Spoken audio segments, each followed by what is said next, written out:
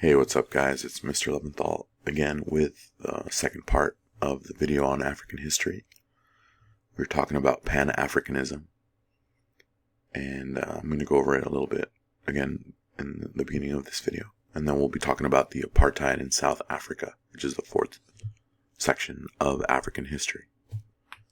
So when we talk about Pan-Africanism, we're talking about how it was like the idea to unite all Africans and all people of African descent to kind of help Africa, because Africa was going through a really tough time after European imperialism. So they wanted to unite all Africans from all over the world to solve problems. But let's look at this. We talked about Marcus Garvey. Let's talk about this Jamaican leader of black nationalism and Pan-Africanism. Let's look at this quote in this image.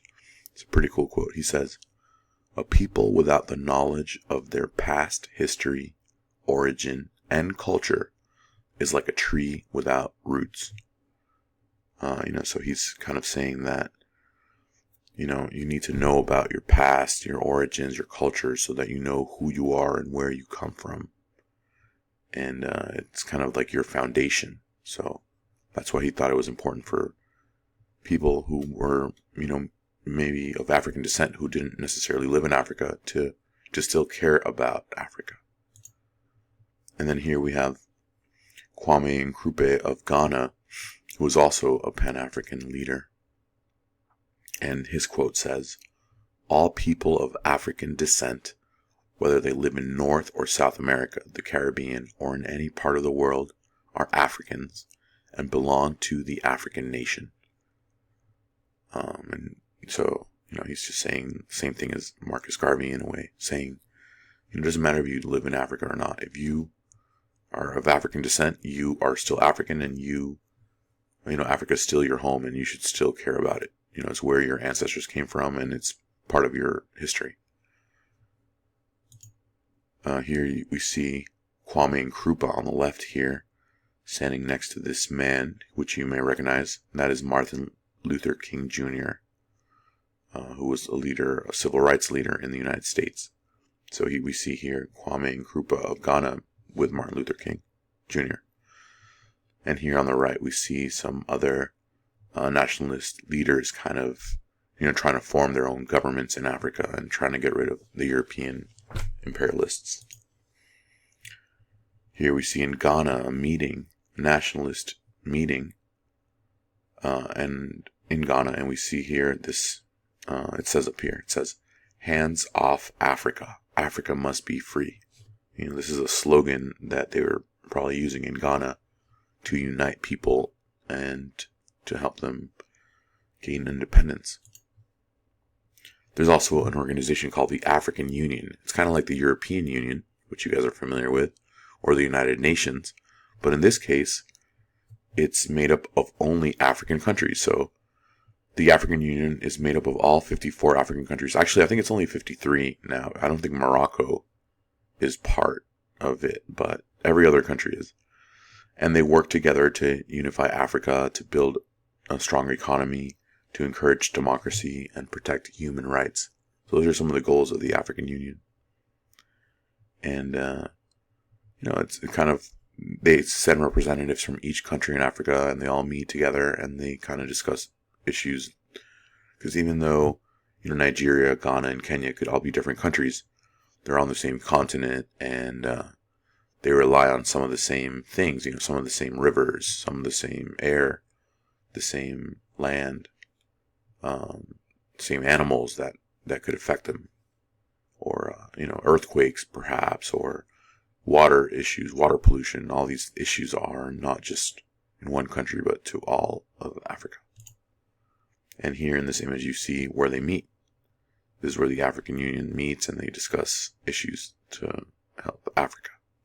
And this is a organization that was born out of the Pan-African movement.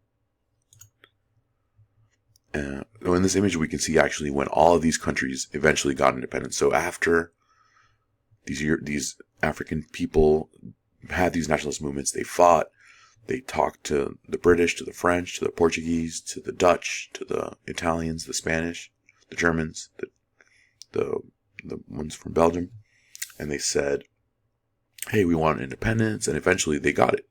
But you can see all these countries are really pretty new. I mean, with, Egypt got independence in 1922. That's kind of a while back. But most of these countries got independence in the 50s and 60s. Algeria, 62.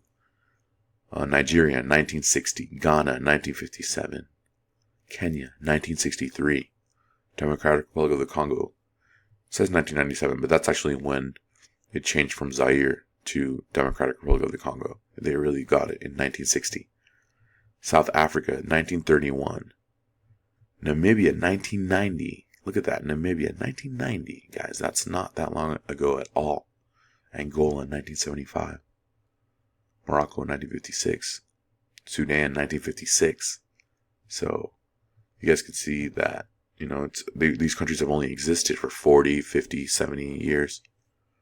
And it's been tough for them, to just kind of start new countries fresh and start new governments and have all this damage that was left over by the Europeans that these guys have to clean up. And there's been a lot of political corruption, like lots of high HIV rates, a lot of wars, civil wars, religious, ethnic conflict. And it's been really tough. In this image, we see a political conflict talking about some of the problems that Africa faces, right? Rights abuses, drought, right? That's when there's not enough water from rain or from rivers. Famine, when there's not enough food. Hunger, poverty, disease, dictatorship, civil war, warlords. These are all lots of issues that have hurt Africa and continue to hurt Africa. Alright guys, now we're going to talk about the fourth section of African history, and this is the apartheid in South Africa. We've already talked a little bit about Nelson Mandela, but now we're going to learn a little more. So in 1948, there was in South Africa something called the National Party, and you guys can see all these people here in these images, white European men of European descent who lived in South Africa. This was like the leading political party in South Africa. And it was the only political party in South Africa. They didn't have competition. So just like we have Democrats and Republicans now and the Green Party, these guys didn't really have all these different parties. They just had one, the National Party, and they were in charge. And these guys put together these super racist laws in South Africa that were called the apartheid. Apartheid means legal segregation. And this could be anywhere, but in this case, it was in South Africa. So they had racist laws where it was legal to separate people by race. Let's look at some of these signs that were up at the time. And this didn't go away for a long, long time. Almost like, over 50 years that it had laws like this. So in this beach, it was a white area. So if you weren't white, you couldn't go to this beach. They would throw you in jail or fine you. This is a men's restroom here in the bottom right. It says whites only. So if you weren't white, you couldn't use this bathroom. Okay, you had to use like probably some beat up bathroom with like not a lot of good water and like a bad toilet and just kind of dirty and stinky. And then let's look at this sign here. It says, danger, natives, Indians, and coloreds. If you enter these premises at night, you will be listed as missing. Armed guards shoot on sight and savage dogs devour the corpse. You have been warned. It's pretty severe and violent and aggressive. Here we see some other signs saying, for use by white persons, these public premises and the amenities thereof have been reserved for the exclusive use of white persons. Here we see also 2 doors, one for whites and one for non-whites. So everywhere you went in South Africa, they would have this stuff. Different buses, water fountains, beaches, houses, cars, everything was separated by race. And the white people always got all the good stuff. And the people who weren't white, most of the times, did not get, equal treatment and equal stuff. Okay, and everyone who was black in South Africa had to get this passbook. It was like, in 1960, they were like, you need to have this passbook. We need to control you. We need to know who you are. And they forced them. Only if you weren't white, you had to get it. So on the right, we see all these white guys giving all these black people who had to wait in lines, long lines, to get this passbook. It was like, and everywhere these people went, the cops would be like, show me your passbook. They're like, all right, we got it. Cool. Like you had to have your ID on you at all times, and it was like only for people who weren't white. Here we see some protesters saying, women do not want passes. With passes, we are slaves. Right? They felt controlled. They felt like they didn't have equal rights. Here it says, anyone disobeying these laws will be imprisoned, fined, and or whipped. It says, all Africans over the age of 16 must produce a passbook on demand by a policeman. So you had to show them a passbook. And while we read this, you can see on the right here just kind of like some of the conditions that these South Africans lived in. All right, but let's continue here on the left. Under no circumstances may an employer pay Africans the same rate as a white person, even if they do the same work and work the same hours. So it was illegal to pay a black man the same amount of money as a white man for the same exact amount of work. Africans couldn't strike. If you took a job outside your town, you have to leave that town within 72 hours or something. You need a special permit to drink a cup of tea with a white man. Look at this. Unless you have a special permit, a white person and a non-white person cannot drink tea together in a cafe. We'll skip this one. But an African no African may attend a birthday party if the number attending could make the gathering undesirable. Like, what does that even mean? Like, undesirable? Like, what? An African in an urban area who is out of work must take work offered to him by the Bantu Affairs Commissioner or be removed. No African may buy land or own property anywhere in the Republic. Under no circumstances may a non-white person use facilities set aside for the use of white person. And no white man may teach an African servant to read. That was illegal for a white man to teach an African servant to read. You know, they had these super racist laws. I mean, imagine if you were a black person living in South Africa and this is your life, you know. And this stuff went on for years and years and years. And people were upset. Here we see some of the conditions that they lived in. But there comes Nelson Mandela. Okay, this is a young Nelson Mandela. And this man studied law in college.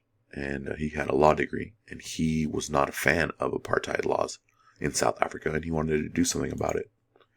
So he became a member of this political party called the ANC. This is the political party, the African National Congress.